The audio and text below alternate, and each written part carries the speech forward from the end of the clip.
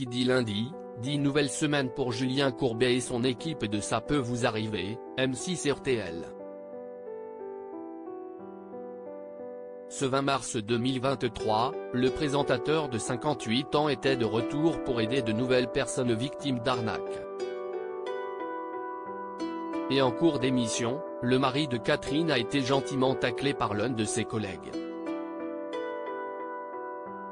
Aujourd'hui, Julien Courbet a reçu un certain Sébastien. Et d'entrée de jeu, il s'est gentiment moqué de sa tenue vestimentaire. Sébastien a dû se dire qu'à la télévision, on doit se les geler. Car il est malin, il vient à la fois avec des manches courtes, mais aussi une doudoune au cas où il a ensuite tenté de le détendre, quand son invité a avoué qu'il était un peu tendu.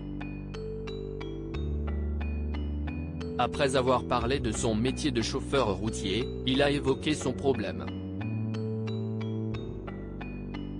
À savoir le fait qu'il a dépensé 6 000 € simplement pour les plans de la maison qu'il veut faire construire, a-t-il. Mais le constructeur ne répond plus. On s'occupe de ça, ce n'est pas normal. On ne peut pas prendre de l'argent comme ça et disparaître dans la nature. Et en plus se plaindre qu'on envoie des textos pour être remboursé, a alors lancé le présentateur. Le présentateur moqué par l'une de ses collègues Julien Courbet s'est ensuite adressé à Céline Collonges afin qu'elle contacte les personnes qui peuvent intervenir. Est-ce qu'on a tous les numéros en place ô jolie Céline? Petite fleur du printemps, a-t-il chanté avec un air un peu vieillot. Si la journaliste a adoré, une autre membre de l'équipe a moins apprécié. Si est un peu ringard comme chanson, je trouve, a déclaré Sylvie Novakovic.